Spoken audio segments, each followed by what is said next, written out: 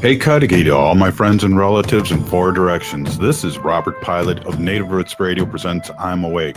I'm here to ask you for your support. Finding honest Native-centered news is not easy, but with your support, we're able to provide accurate information about Standing Rock, Line 3, treaty violations, and COVID-19 in our Native communities. Please visit Native Roots Radio Network on Patreon and donate if you can. That's Native Roots Radio Network on Patreon. Pinigigi, and thank you for your support. The city of Minneapolis is now on Native Roots Radio with Minneapolis AIR. AIR stands for American Indian Relations. Guest host Christine McDonald talks to people about important things affecting the city's Native communities. Minneapolis AIR dives into topics like public safety, public health, elections, and so much more. Tune in to Minneapolis AIR on Native Roots Radio from 5 to 6 p.m. on the second Wednesday of every month, right here on AM 950. What does it mean to begin? Creation Story explores Native origin stories through powerful contemporary art, connecting past and present with every brushstroke in sculpture. Explore how identity, culture, and resilience are shaped through art. Creation Story, now at All My Relations Arts through July 26th. This exhibition invites you to the heart of the Ochate Shikowin storytelling, where spiritual relatives guide the way. Open to all. Learn more at allmyrelationsarts.org. Experience the beginning. Experience Creation Story at All My Relations Arts in Minneapolis. Your heart beats for generations. Take care of it. There's a lot that we can do to take care of ourselves. And so I think it's important to take the smaller steps and break it down into more manageable pieces, because the little steps leads to big changes. Every beat of your heart tells a story of love, resilience, and hope. For Indigenous women, taking care of your heart means creating more moments with the ones you cherish. Let's protect that story. Learn more at hennepin.us/heart-beats. J&S Bean Factory is a Native-owned, community-supported, cozy, artsy coffee shop which offers roasted on-site beans, live music, and baked goods. Relax in the beautiful outside patio. City Pages writes, voted top 10 coffee shops. Tucked into a quiet corner of St. Paul's Highland Park neighborhood, this coffee shop roasts beans on-site from the best coffee-growing countries in the world. Located at 1518 Randolph Avenue, St. Paul. The good stuff. With a look at your AM 950 weather, I'm Patrick Lilia. Tonight, partly cloudy with a low of 56, then Friday, sunshine with a high of 82. Cafe Latte is unlike any restaurant you've ever experienced. Grab a tray and pick from their award-winning selections of soups, salads, sandwiches, and mouth-watering desserts. Cafe Latte, Victoria Street and Grand Avenue in St. Paul, or cafelatte.com. Portions of Native Roots Radio may be pre-recorded. It's a good day to be Indigenous. Get up, stand up. They are going to become more brutal. Because all the hippies were trying to be Indians anyway. They're going to become more repressive because it's a matter of dollars and their illusionary concepts of power. Hey, Victor. We must live in balance with the earth. And also with recent happenings at Wounded Knee. I am awake. Welcome to Native Roots Radio presents I'm Awake, and I'm your host, Wakanja Hade. Hey, Cudahy to all my friends and relatives in four directions. You are listening to Native Roots Radio presents I'm Awake, and I'm your host, Robert Pilot. Hey, we discuss local, national, Native news and events, and as you know, Native issues are human issues, and human issues are Native issues. Hey, we got a jam-packed show. We have our friend Robert Lilligren coming on real soon, and we haven't talked to him in a couple of weeks, and really excited to talk about what's going on in the community. I just want to give the community and our listeners a big shout out for listening to the show all these years. This has been, we're in 9 years. The show started when Standing Rock happened. And what happened was that there was very little, if not none,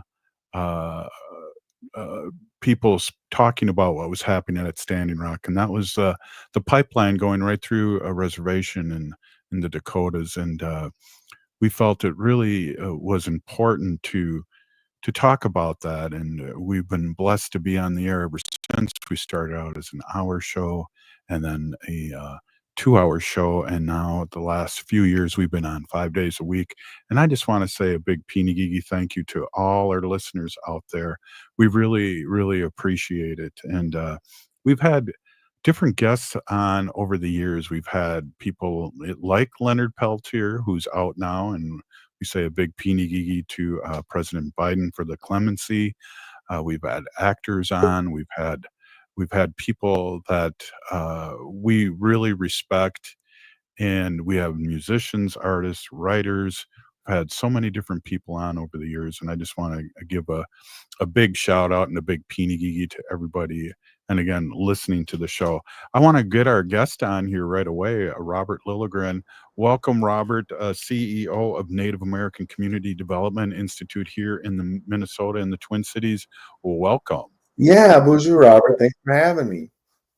It's so great to see you. It's been a couple weeks, and you are missed, and really appreciate when you come on. And like I talk about a lot, what makes this show really great is the guests like you are like family now, and we talk about what's happening in the community, and you and I talk about what's happening nationally too, and also that we're getting up there in age, and we have to look at the next leaders and how we support them. And I know you personally, but again, Native American Community Development Institute have really been in the forefront of rising and raising up individuals in the community.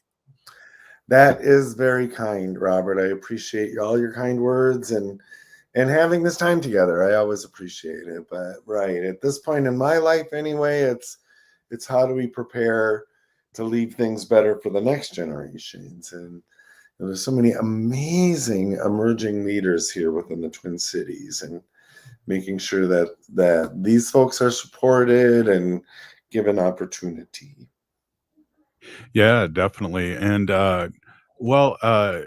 there's a lot still going on with the community, and we're still at the final stages here of Native American Month here in Minnesota. And I know there's been some tragedy, but there's also been some growth. There's been some conversations about how we support people better in our community when they ask for help. And I know Native American Community Development Institute is in the forefront of these discussions. We're part of the conversation going on here, right? But so folks who aren't from Minnesota, who may not know, in Minnesota, the month of May is American Indian Month. And this was an initiative by the American Indian movement back in the 70s, and started as a week, and it's grown into a month. And as far as I know, this is the only state in the country that has this May as American Indian Month. And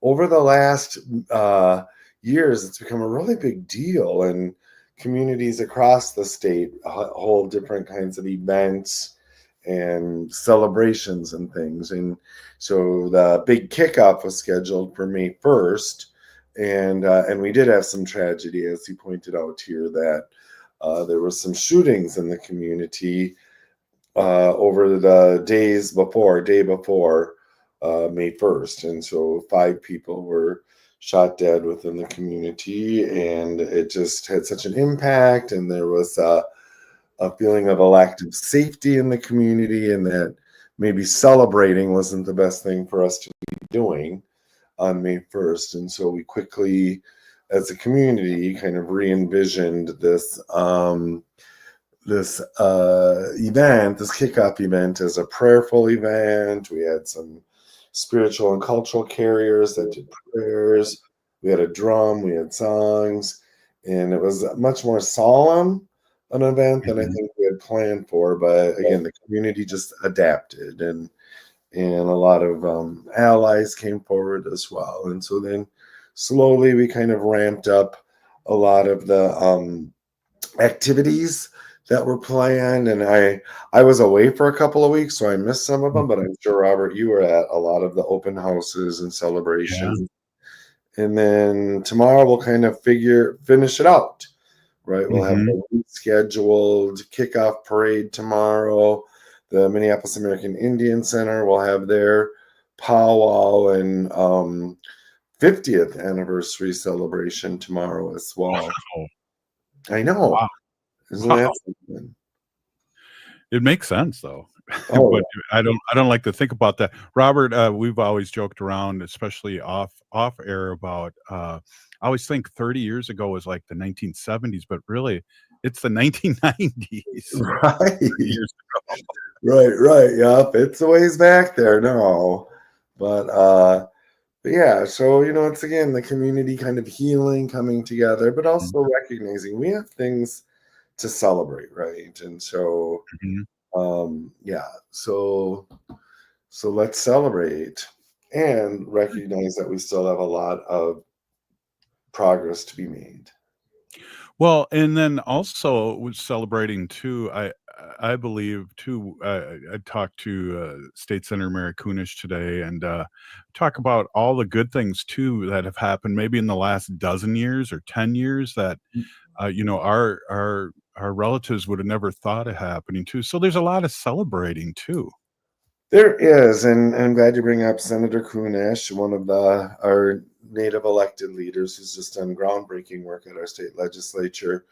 And I think I've talked to you about this before, being a growing elder and being where I am in my trajectory and kind of life and career, that recently I've had to stop and kind of recalibrate my perception and my perspective about where we are as a community, and to try to make sure that I'm not kind of trapped back in limiting sort of where we can go and what we can do, and to really embrace the progress that we've made and how it feels like, at least here, it's accelerating.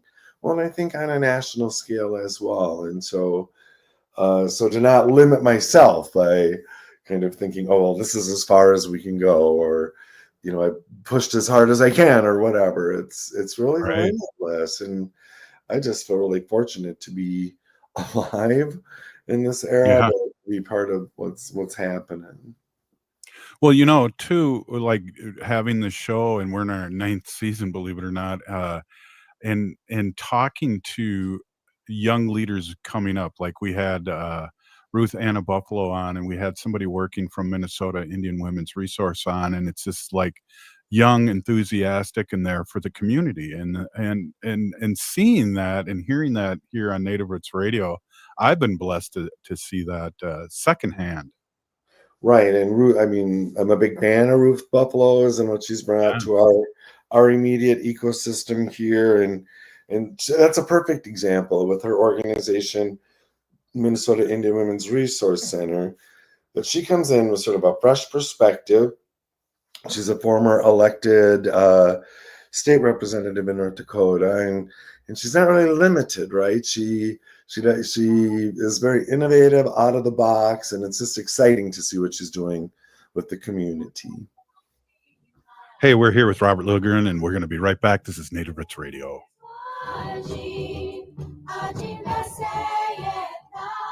The city of Minneapolis is now on Native Roots Radio with Minneapolis AIR. AIR stands for American Indian Relations. Guest host Christine McDonald talks to people about important things affecting the city's Native communities. Minneapolis AIR dives into topics like public safety, public health, elections, and so much more. Tune in to Minneapolis AIR on Native Roots Radio from 5 to 6 p.m. on the second Wednesday of every month, right here on AM 950. J&S Bean Factory is a Native-owned, community-supported, cozy, artsy coffee shop which offers roasted on-site beans, live music, and baked goods. Relax in the beautiful outside patio. City Pages writes, voted top 10 coffee shops. Tucked into a quiet corner of St. Paul's Highland Park neighborhood, this coffee shop roasts beans on-site from the best coffee-growing countries in the world. Located at 1518 Randolph Avenue, St. Paul. The good stuff. What does it mean to begin? Creation Story explores Native origin stories through powerful contemporary art, connecting past and present with every brushstroke in sculpture. Explore how identity, culture, and resilience are shaped through art. Creation Story, now at All My Relations Arts through July 26th. This exhibition invites you to the heart of the Ochate Shikoin storytelling, where spiritual relatives guide the way. Open to all. Learn more at allmyrelationsarts.org. Experience the beginning. Experience Creation Story at All My Relations Arts in Minneapolis. Support for Native Roots Radio comes from the Walker Art Center, an art space that's more than the spoon and cherry. Galleries celebrate contemporary visual art, including Indigenous artists like Edgar Heap of Birds, Cheyenne and Arapaho Nation, and Jim Demini, Ojibwe. Additionally, films screen in the cinema, and performances are shown on stage. Free every Thursday night and free every day for members and citizens of tribal nations. Learn more at walkerart.org. Again, that's walkerart.org.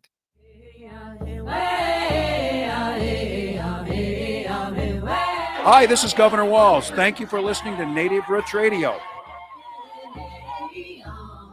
And we're back to Native Roots Radio presents I'm Awake, and this is Robert Pilot. Hey, welcome back, everyone. We are here with Robert Lilligren, CEO of Native American Community Development here in the Twin Cities, Minneapolis. And, you know, we're kind of reminiscing, but also in a good way, how far, you know, I've always been told to look how far I've come as opposed to how far I have to go. And sometimes we have to do that to be really grateful. And I'm grateful for what I see. I know it's dark federally right now, but Robert, you know, we've gone through worse. We have gone through worse. You know, we're the resilience people, right? And so this doesn't feel as unfamiliar to us, I think, as it does to some folks. And for me, I've decided to, in this next new era, to find the joy, to live in gratitude, and as sort of a coping mechanism in some ways. But I like what you said. You know, we can, rather than looking at how far we have to go, look at how far we come in on the shoulders of the people that we stand on as well, right? The people who have made progress, and we're very fortunate. So. Yeah. And we've been fortunate to know these people, you know. Right. I know for me personally, I love history, and having walked with history, whether it was Clyde Belcourt or even having Leonard Peltier on the show. I mean, these things I just get jazzed about, and then I realize, well, geez, I'm old too. But these guys were like the groundbreakers, and there's a lot of things that we wouldn't have if they didn't speak up.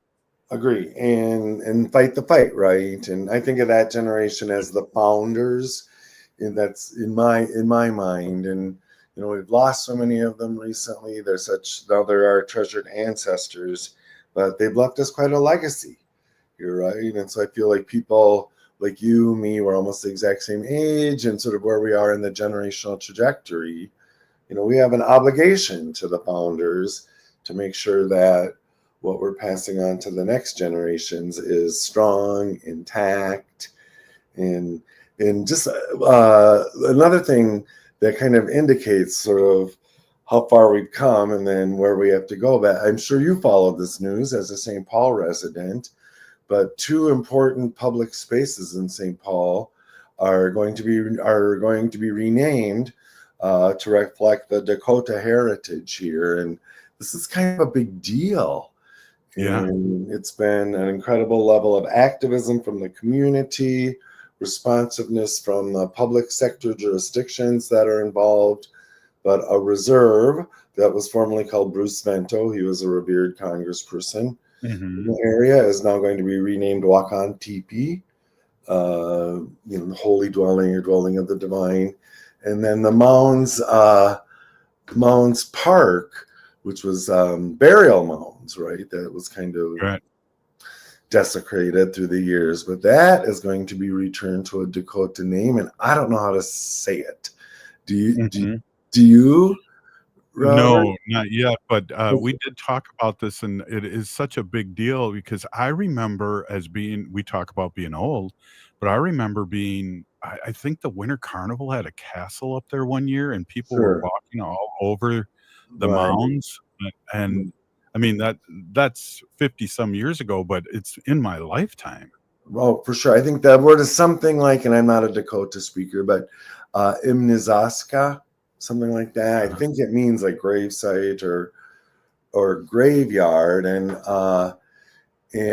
the site is just across the Mississippi River from downtown St. Paul, at the top of these white chalky cliffs, where the name for Minnesota emerged, and above, just above Walk-On Teepee, which is an eminently holy site, and it was treated very poorly for a long time. But I will note that the St. Paul City Council, who had authority to request and make this name change, voted unanimously to support both of these name changes. And it's easy to imagine not all that long ago that wouldn't have been a unanimous decision. It might not even been a decision they made. So progress, it's progress. Yeah, exactly. And I know people talk about that area too, because I remember years ago we were fighting a splash pad there. And because I remember, our ancestors were buried there. And what was told to me is that there's only 3 remaining mounds, but there were hundreds of mounds up there. Sure. Yeah. There's the 3 remaining. And if I'm not mistaken, and please don't quote me on this, I think only one of them is really intact. The others have been plundered, but they're still there. The mounds are there, and But I remember that splash pad plan, and the community was kind of up in arms. Oh yeah. And so and that wasn't that long ago, right? That was within maybe the last 10 years, 10. 15 Oh yeah, definitely. So just progress. How as a community, Native people, in this case Dakota people and allies, are really steering their own narrative. It's not it's not taking what's handed to us. So I'm impressed. I'm very impressed. And I was impressed about how the young ones came out on that when we were talking about the splash pad. I believe it was like, I was still teaching, so I believe it was like 8 years ago, maybe. You're right around there. And that was a learning curve for the community, but also the community that lives there, but also for us natives too. And that's one of the great things about resisting, is you find these things out that you don't know, but maybe somebody else in our native community knows. Right. I think that's really an important observation, Robert, in that the sort of style of engagement and activism and advocacy has really grown in effectiveness. And as a community, we don't always agree. No big surprise there. We're not a homogenous group. Right. And I think we've become really aware over the last decade or so here how, when we do come to a common understanding, a common objective, a common message, and we all go forward expressing that in unity, how powerful we are. And I still kind of surprised when I see how we're moving the dial here by doing that, by uniting as a community, doing the hard work to getting to a united position or united objective, but then really presenting to the outside world this unity. It's strong. Right. It is strong. And I believe too, a lot of people have come back to the community and come back strong. And I know I'm one of them that I was gone for a long time. And I see that in other people too, that are finding a place to be, and that's in the native community. And that's super strong.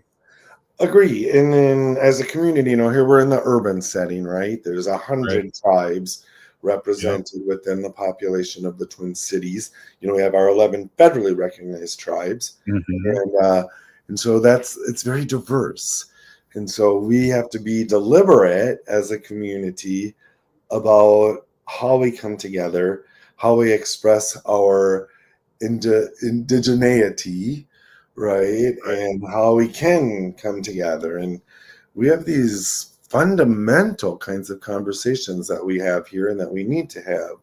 Issues about, are we a shunning community or are we a reconciling community? If we are one of those things, how do we express that? If we are a reconciling community, what are those mechanisms? How do we engage elders and others to help us do that? And And it's not like if we were in our original tribes, it'd probably be a lot easier, right? We would know, everyone would know what kind of a community we are. But here we're always having to define it in real time. Mhm. Wow, that's that.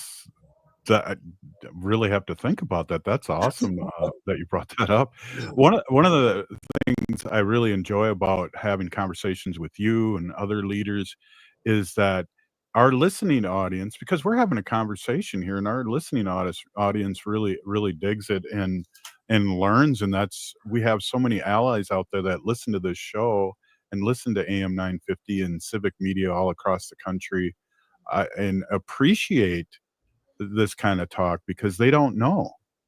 They don't, and I think you're right that there's at least I've experienced amongst allies a stronger interest in understanding, in engaging, in learning how to be a good ally. You know, and just today at the office at NACD, Native American Community Development Institute, we have our All My Relations Arts Gallery, and of course Powell Grounds Coffee Shop, which is a huge community gathering point. And so today, our congressperson, our Congresswoman Ilhan Omar, was visiting with her staff and her husband. And then she gave us a day or two notice that she was going to be by. She had some meetings that she was taking in the coffee shop, and but she wanted to tour the gallery and the new exhibit. But both she and her husband are just like thirsty for this knowledge, and her husband especially, they spent some time during COVID lockdown out in the Black Hills area. And that sparked his interest in Native culture. And he was just asking these probing questions. It was really exciting.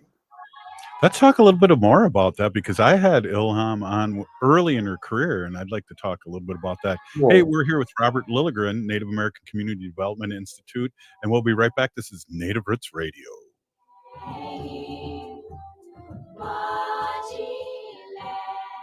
Hey, it's Mitch, owner of Junk Masters, your local independently owned junk removal team. We are not a franchise, and that means personalized service you can count on.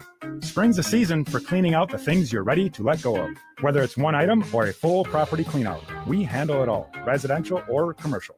You just show us what goes. With same-day service, upfront, no obligation pricing, and a landfill diversion program that prioritizes donating, recycling, and reuse. Visit junkmastersmn.com to learn more. Your time is precious. Why are you still mowing your own lawn? I'm Alex Knorr, a young, hardworking entrepreneur serving the Southwest Metro with affordable lawn care. At Buzzcut Mowing, I offer weekly mowing, leaf cleanups, aeration, dethatching, tree trimming, and mulch installation. I work hard so you can relax and enjoy time with family and friends. Call today and I'll handle the rest. Visit buzzcutmowingmn.com. That's buzzcutmowingmn.com. Hi, my name is Katrina Simons, and I invite you to join me for Boldly Challenging Ableism. This is a show that exposes ableism and dismantles myths that marginalize people with disabilities. I use my lifelong disability experience and my time working at the University of Minnesota's Institute on Community Integration to try and bring a deeper perspective to issues like employment, housing, justice, education, and culture. I try to bring just enough humor and an approachable style so that you won't feel too overwhelmed. You might even listen to more than one episode. Community inclusion can feel hard to some people. My hope is to make it less hard. Catch us Sundays at 2 p.m. right here on AM 950, or listen anytime by finding Boldly Challenging Ableism on YouTube or your favorite podcast app. Let's change the narrative together. This week, it's graduating student Joe Carr, who shares with us his etiquette rules. Joe talks about his advocacy work and his plans moving forward as he finishes his transition program and life as a student living with a disability. That's Boldly Challenging Ableism, this Sunday at 2 p.m. or anytime via podcast. Located just north of 50th in France, the Great Wall Restaurant has provided a delicious taste of authentic Chinese cuisine since 1981. Specializing in Szechuan and Peking dishes, they offer one of the most extensive menus in the Twin Cities. Favorites include hot and sour soup, pan-fried dumplings, and mushu pork with homemade Chinese pancakes. Stop by their Edina location or call for takeout at 952-927-4439. See the full menu at greatwallrestaurant.us. One of the best things about living in Golden Valley, they proudly support their LGBTQIA plus community. In fact, Golden Valley has more LGBTQIA plus households per capita than any city in Minnesota. and they hosted the first Suburban Pride Festival in the state. Join us for the 7th Annual Golden Valley Pride Festival on Saturday, June 7th from noon until 6 p.m. at Brookview Park. That's 200 Brookview Parkway in Golden Valley. This free, family-friendly festival honors our LGBTQIA+ neighbors, friends, and allies, and celebrates the vibrant diversity that makes our community shine. Enjoy live entertainment on 2 stages, food trucks, kids' activities, a beer, wine, and cider tent, and over 100 local vendors and community booths. Come find AM 950's booth on the south side of the park and say hi. The Illegal Trans Woman with Ellie Krug, The Gailey Show, and The Downright Upright Show with Philip Anthony will be broadcasting live from the park in the afternoon. Follow Golden Valley Pride Festival on Facebook, Instagram, and at goldenvalleypride.com. That's goldenvalleypride.com. With a look at your AM 950 weather, I'm Patrick Lilia. Tonight, partly cloudy with a low of 56, then Friday, sunshine with a high of 82. Cafe Latte is unlike any restaurant you've ever experienced. Grab a tray and pick from their award-winning selections of soups, salads, sandwiches, and mouth-watering desserts. Cafe Latte, Victoria Street and Grand Avenue in St. Paul, or cafelatte.com. AM 950, the progressive voice of Minnesota. Hi, this is Representative Sharice Davids from Kansas. I'm Ho Chunk, and you're listening to Native Roots Radio. And we're back to Native Roots Radio presents I'm Awake, and this is Robert Pilot. This portion of the show is supported by the Native American Community Development Institute, or NACD, in Minneapolis. Hey, yes, it is. Hey, we have our friend Robert Lilligren here, Native American Community Development Institute CEO, and we left off talking about Ilham, and I remember when she first ran, she was on our show. And I'm not sure, Wendy, was that Pilot's Progressive Party that we I did? think it was, yes. And we talked about Native issues, and she was not too hip to what was going on, but man, has she learned a lot in a good way over the years. I agree. And I've just been so impressed with her growth and development.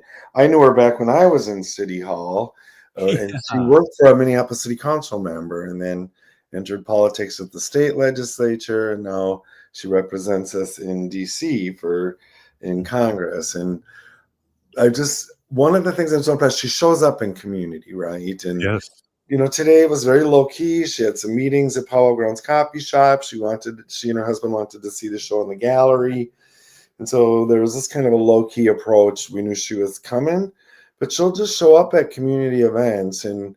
Often I'll go up to her, especially if I'm emceeing or something, and say, would you like the mic for a minute? Do you want to talk to your constituents? And she says, no, I'm just here to be in community and with community.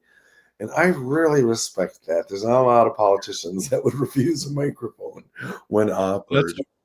Absolutely. And I remember seeing her many times in the past 4 or 5 years at our sunrise service, and just being low key too. I had to tell people that she was there because she was so low key that when they were acknowledging leaders. That's a great example. And so we in Minnesota now, in Minneapolis, we've had it for a while. We have Indigenous Peoples Day in the second Monday of October, and we've had a sunrise ceremony consistently on one of our major lakes, Bede-Makaska. Not so long ago, the name was changed to a Dakota name from an offensive slaveholder's name. And it's just beautiful. It's a beautiful ceremony, and it grows so much every year. I remember the first one was just a small circle. Now it's hundreds, but Congressman Omar, a lot of elected show up, and it's not a political event, right? It's a ceremony. So there aren't speeches or anything, but we do try to acknowledge our allies who are there. And you're right, she kind of just slips in. She's easy to miss. So I appreciate your making sure she's always recognized. Yeah, it's a big deal. Hey, one of the things that's interesting is my real job as a Ho-Chunk legislator is ending. And one of our elders told me, well, now you can make these mud meetings. And I went, I plan on it. And, and that's a good thing to bring up in a good way. Cool. That would be great to see you there. So MUD is an acronym, MUID, Metropolitan Urban Indian Directors. And it's now it must be almost 55 years old. It's a continually meeting leadership forum in the Twin Cities, and it's currently comprised of about 36 Native organizations and the executives of Native organizations. The tribal urban offices are represented as well. And, in an urban setting like this, we don't have our sovereign governments, right? We're just a bunch of nonprofits. We don't pretend to be anything but that. But amongst our orgs, we really engage with huge segments of the community. And so we come together. It was formed 50 plus years ago by a group of, I think it was 7 executive directors, all women of Native orgs who just needed to support, right? They needed to support each other. So they'd come together, and over the decades, it's grown into quite a force within the Twin Cities, and very influential. Elected officials, philanthropy, but government comes to MUD, Metropolitan Urban Indian Directors, when they're seeking guidance in trying to be more culturally inclusive. And so yeah, it'll be great to see you there more. It's a strong collective, right? And Yes. And it's listened to. Yes. Well, and then some of the things I know that you've been working on too is our unsheltered relatives in the mud community. I know you personally, and in a lot of the groups that you are involved with, not only Native American Community Development Institute, but the Met Council, which is a very, very powerful organization in the Twins or 7-county area, and 17 other groups that you're involved with. But what kind of things we talk about our unsheltered relatives, and I know Mud really speaks highly on that. Yeah, and so thanks for asking. And there are these incredible sort of pieces of community infrastructure that have come together to help support our relatives living without shelter, our relatives living within with substance use, especially opioids. And so through the Metropolitan Urban Indian Directors, since a huge homeless encampment appeared on our American Indian Culture Corridor back in 2018, a subcommittee of Metropolitan Urban Indian Directors have been coming together to address short-term, mid-term, long-term solutions to our relatives living at the intersection, lack of housing, and substance use. And then all these related things, right? Like our latest conversation is about commercial sexual exploitation and trafficking, very adjacent violence in the community can be adjacent as well. And this group, we had a meeting on Wednesday of the whole, it's a community sort of based meeting. There were over 60 people there from all levels of the community, people experiencing unsheltered homelessness, outreach people, organizational people, public sector agencies at the city, state, county levels, all come together in one room and start to address these needs. And it's very powerful. One of the people who works at the state level on housing issues said to me just last night, she said, that is my favorite meeting on my calendar. And Robert, I got to tell you, a ton of people say that, non-Native people. And we're dealing with heavy stuff, right? It's not happy, joy stuff. But there's just something so positive and I guess hopeful about having all of these voices together, the non-Native allies really kind of step out. So the Native voices are leading the conversation. And it's really changing a system.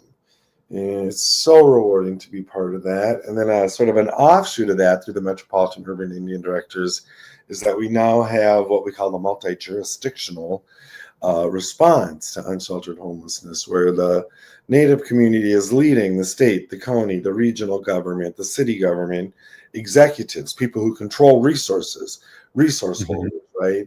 And trying to build out a holistic system that will support individuals, will support our relatives to success. So it's not just about shelter, or it's not even just about chemical health or mental health or physical health. It's about what are people's dreams and how do they reach them. So it might be education, it might be mentoring, it might be economic development, it might be a job, right? So to build a system. And I got to tell you, Robert, in all my years in the public policy realm, this is the most traction I felt and the most hope I felt that we can actually improve the system with Native voices leading.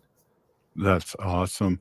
And I think we all, and it's interesting you talked about our white allies too. I think we all are looking for a place of community, and that sounds really powerful and, and opening to everybody because, we talk about the medicine wheel, right?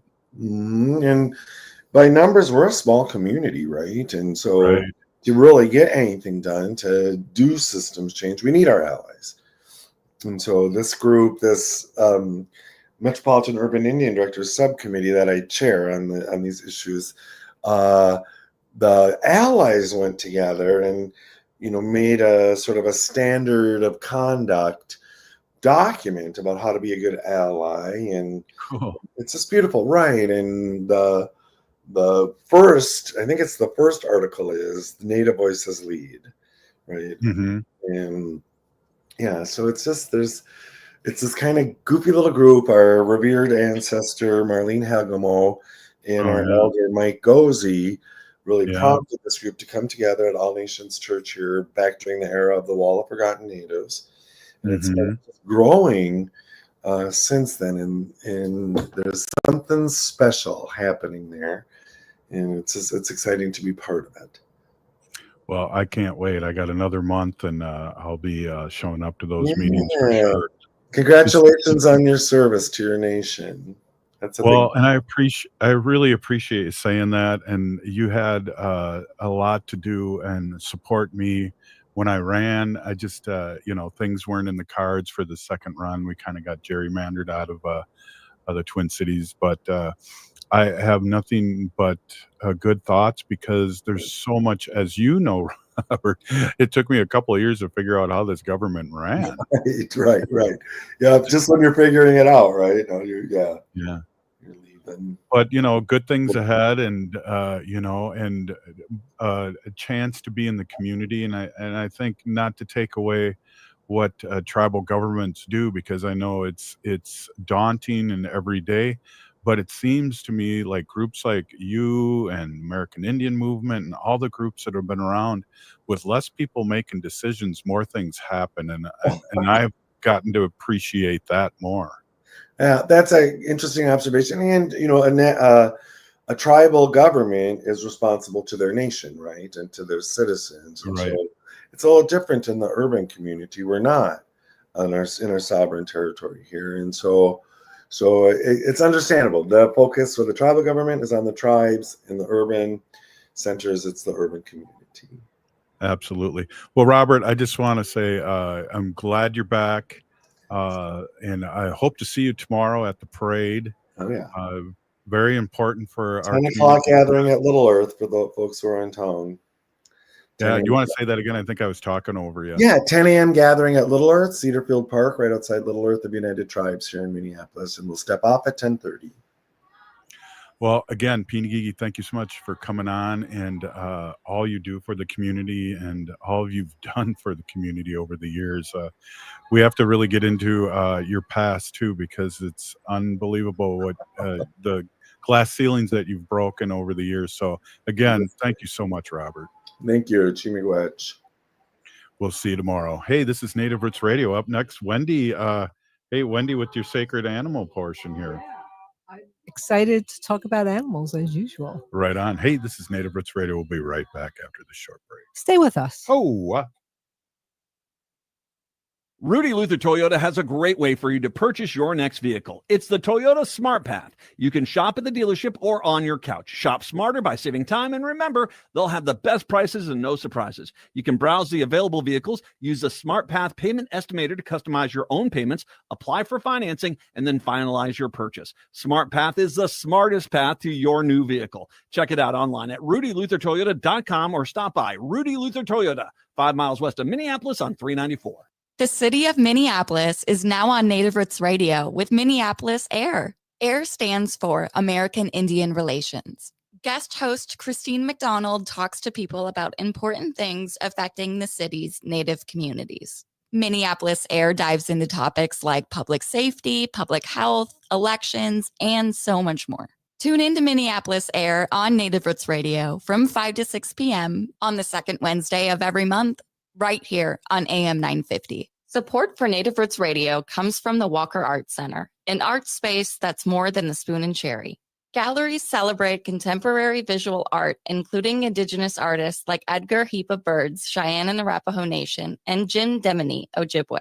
Additionally, films screen in the cinema, and performances are shown on stage. Free every Thursday night and free every day for members and citizens of tribal nations. Learn more at walkerart.org. Again, that's walkerart.org. J&S Bean Factory is a native-owned, community-supported, cozy, artsy coffee shop which offers roasted on-site beans, live music, and baked goods. Relax in the beautiful outside patio.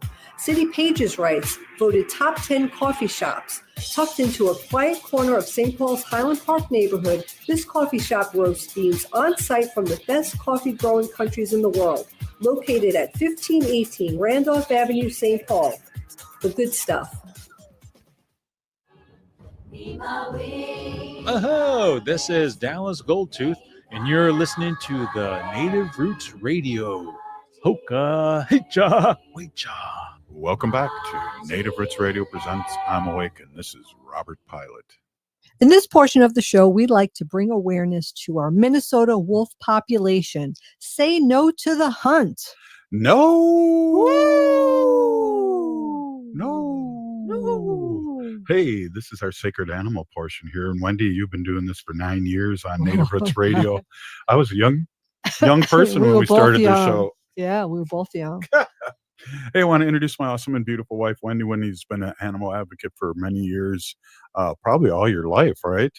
And probably, yeah. And we started with a 2-minute segment on the show, and then it became a whole segment. And I'm glad it is because I've learned so much, and I appreciate and it's changed my thoughts on a lot of things too. So I appreciate you. Thank you. Hey, everybody. My name is Hanaji Hihani. That means cares for them. And I was given that name by my Dega Curtis. Curtis goes by Mashke Hanajingo, which means walks on white clouds. I'm a humane policy volunteer for the Humane World for Animals. So I'm a policy volunteer for Humane World for Animals. It still doesn't come off my tongue as nicely as it should, because we used to be called the Humane Society of the United States, and now it's Humane World for Animals, which I like that name much better. I just have to get my tongue to say it nicely and smoothly. So cool. You're not going to believe this, Robert. I found on my Facebook feed, right? Oh. There was a post from Flights and Routes Every Day. It's called Flights and Routes Every Day. It's a Facebook page, and they post stuff. So just the other day, I'm going to read this. So a Delta Airlines flight from Detroit to Los Angeles made an unexpected stop in Minneapolis, not for weather or fuel, but to save a sick dog's life. Oh. Yeah. Roughly an hour into the journey on May 27th, a pet traveling in the cabin became noticeably unwell. Flight attendants issued an on-board call for a veterinarian and found one. Wow. With input from the vet and concerns that continuing could be life-threatening, the captain diverted to Minneapolis-St. Paul Paramedics met the dog and owner on arrival. Delta later confirmed the pet had recovered. Oh. Yeah, this was Delta Flight 837, operated by Airbus 8321, carrying 181 passengers, and it was delayed by 2.5 hours, arriving in Los Angeles just after 1 o'clock. And this is a quote: "The safety of our customers and people come before everything else," Delta said. Yeah. It's not the first animal-related diversion this year. In April, a United flight rerouted after a dog defecated in the aisle. Oh. Yeah, that might be bad.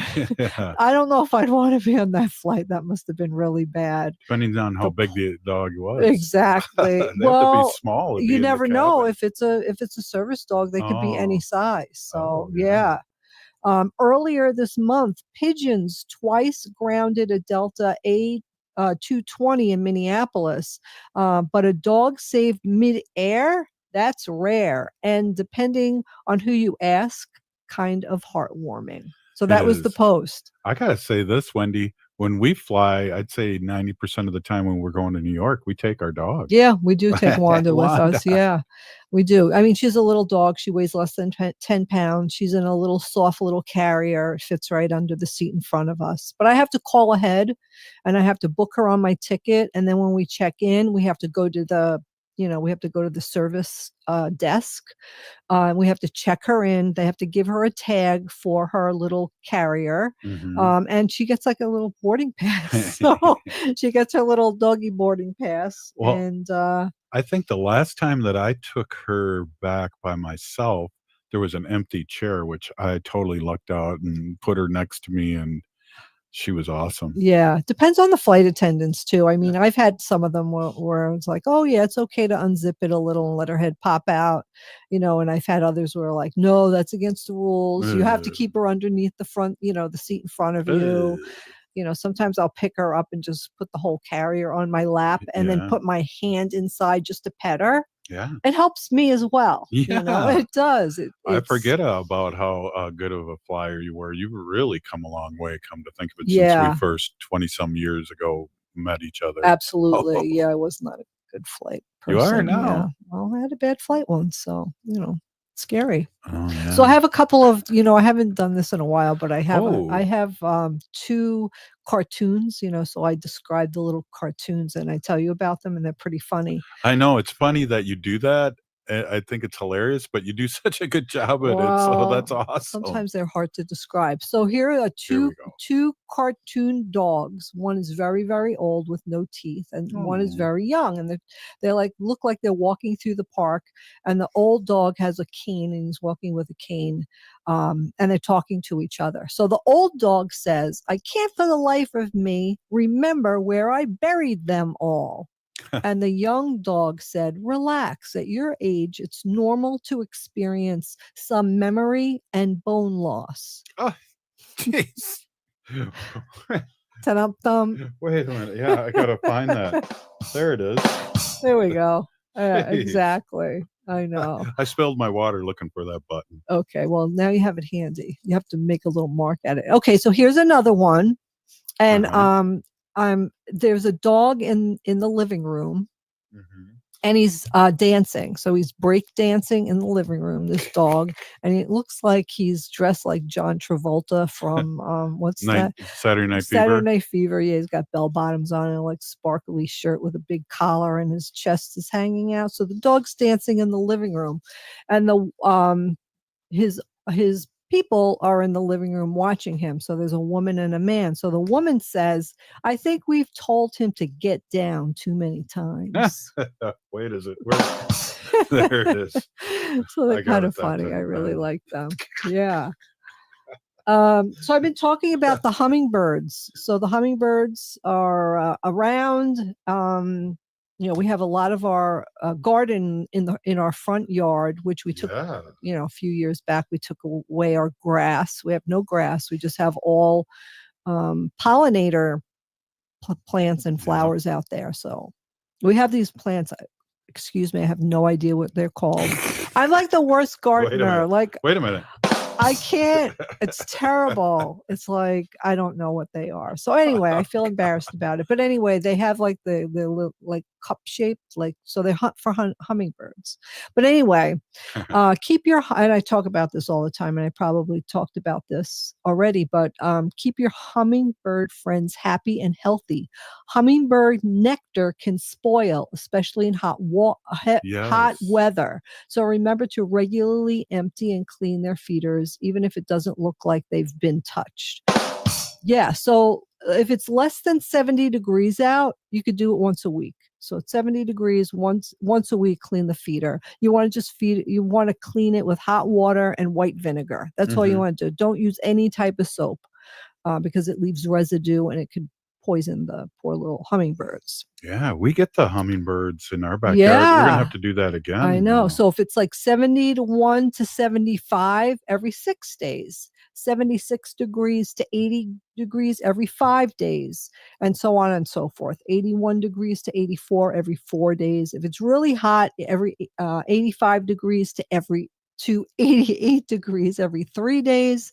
And if it's really hotter than that, just do it every day. Because what happens is the sugar in the solution ferments, and then the little hummingbird sticks their tongue in it, and it gets stuck on their tongue, and then they can't retract the tongue back in their body. Oh. Yeah, it could really harm them and even kill them, really. So just, if it's a commitment, you can't just put out a hummingbird feeder with some solution in it and just leave it there for the rest of the summer. And believe me, I'm guilty of it because I didn't know about this. Well, we have a commitment. We're changing the water for the ducks out there every 3 times a day. So I don't see a problem with us doing it. Exactly. Jeez. Yeah. Hey, thanks to Robert Lilligren and Native American Community Development Institute. Of course, you, Wendy.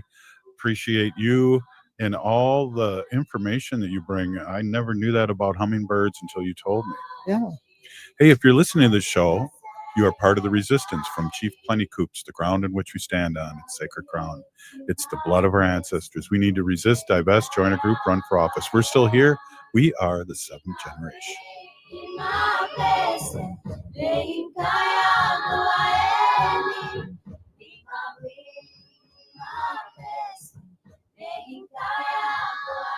The city of Minneapolis is now on Native